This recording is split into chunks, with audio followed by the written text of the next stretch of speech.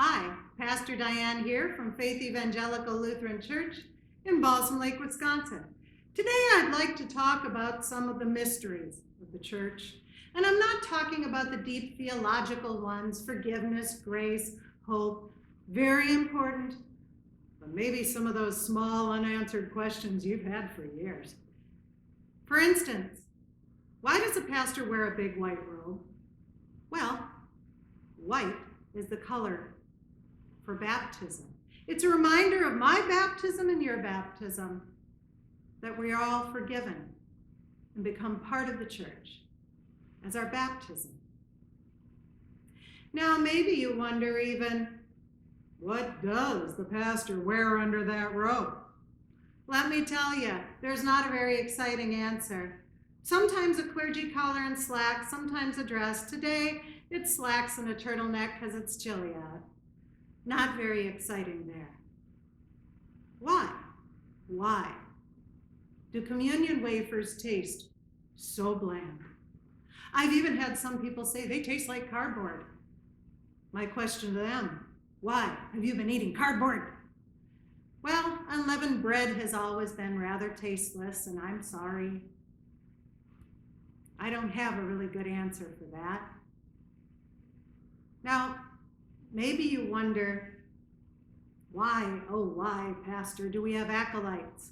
Are you just out there to torture teenagers forever and make them do something when they're in confirmation class? Well, that's sort of a secret joy of mine, but we had acolytes in the early Christian church. And you might notice our acolytes light candles. Back then, an acolyte used to, in ancient Rome, carry a torch through the catacombs. That would be the underground graveyard of Rome, and try to find a place where Christians could meet in secret so they wouldn't be arrested and murdered. Acolytes had to be a lot braver than dealing with Pastor Diane back in the day. And you might wonder, Pastor, in this time of quarantine, how do you have so many people in the church helping? We don't.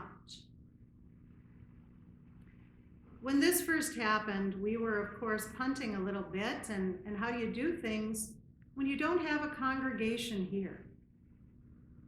Well, I would like to thank all of the lectors who have been calling us at home or sending in recordings of their voice so that we can splice it in.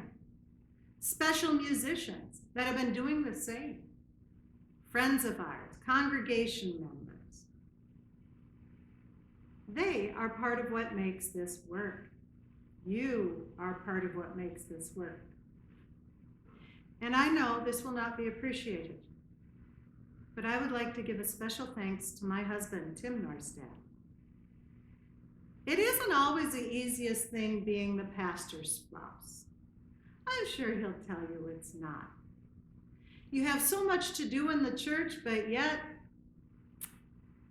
you're not the one who gets to call any of the shots.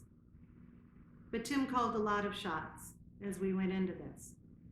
You see, he knows technology far better than I do, far better than I ever will. And so he's the one who came up with the, hey, let's splice in special music. Let's splice in the readers. Let's get this a full service with music and with lectors.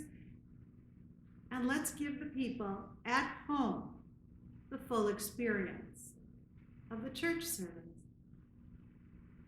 And that is a secret to our current mysterious ministry that looks like we're all in the church together. Please remember that we are all in the church together, in our hearts, in our minds, in the ways that matter. We will be back together again.